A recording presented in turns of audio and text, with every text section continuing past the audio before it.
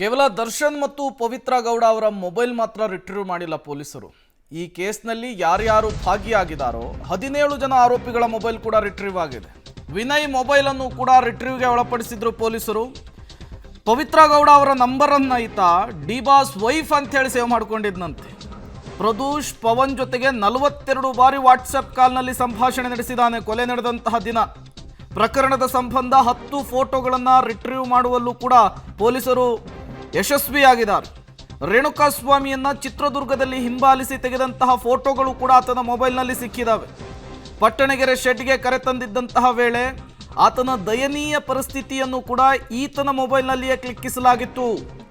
ರೇಣುಕಾಸ್ವಾಮಿ ಮೇಲೆ ಹಲ್ಲೆ ನಡೆಸಿರುವಂತಹ ಫೋಟೋಗಳು ಕೂಡ ಸಿಕ್ಕಿದ್ದು ಈ ವಿನಯ್ ಮೊಬೈಲ್ನಲ್ಲಿಯೇ.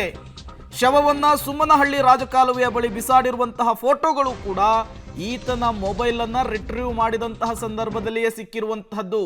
ಇವೆಲ್ಲವೂ ಕೂಡ ಡಿಜಿಟಲ್ ಸಾಕ್ಷ್ಯವಾಗಿ ಡಿ ಗ್ಯಾಂಗಿಗೆ ಮತ್ತಷ್ಟು ಸಂಕಷ್ಟವನ್ನು ಹೆಚ್ಚಿಸುವಂತಹ ಸಾಧ್ಯತೆ ಇದೆ.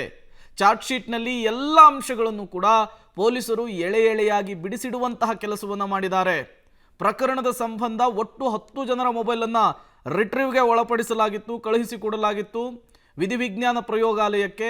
ಆ ಸಂದರ್ಭದಲ್ಲಿ ವಿನಯ್ ಮೊಬೈಲ್ನಲ್ಲಿ ಸಿಕ್ಕಂತಹ ಅಂಶಗಳಿವು, ವಿನಯ್ ಮೊಬೈಲ್ನಲ್ಲಿ ಸಿಕ್ಕಂತಹ ಮಾಹಿತಿಗಳಿವು. ಆತ ಅಂಗಲಾಚಿತಾ ಇರುವಂತಹ ಫೋಟೋ, ಆತ ಪ್ರಜ್ಞೆ ತಪ್ಪಿ ಬಿದ್ದಂತಹ ಫೋಟೋ, ಆತನನ್ನು ಚಿತ್ರದುರ್ಗ ಕರ್ಕೊಂಡು ಬರ್ಲಿಕ್ಕೆ ಹೋದಂತಹ ಸಂದರ್ಭದಲ್ಲಿ ತೆಗೆದಂತಹ ಫೋಟೋ ಎಲ್ಲವನ್ನು ಕೂಡ ತೆಗೆದು ಈತ ಆತನ ಗುಂಪಿನ ಸದಸ್ಯರಿಗೆ ಫಾರ್ವರ್ಡ್ ಮಾಡ್ತಾ ಇದ್ದ. ಅದೆಲ್ಲವೂ ಕೂಡ ಇನ್ವೆಸ್ಟಿಗೇಷನ್ ಸಂದರ್ಭದಲ್ಲಿ ಬಹಿರಂಗವಾಗಿದೆ. ದಯನೀಯ ಪರಿಸ್ಥಿತಿಯಿಂದ ಹಿಡಿದು ಆತನನ್ನು ಕಿಡ್ನ್ಯಾಪ್ ಮಾಡುವವರೆಗೂ ಕೂಡ ಪ್ರತಿಯೊಂದು ಫೋಟೋವನ್ನು ಕೂಡ ಈತ ಸೆರೆ ಹಿಡಿತಾ ಇದ್ದ.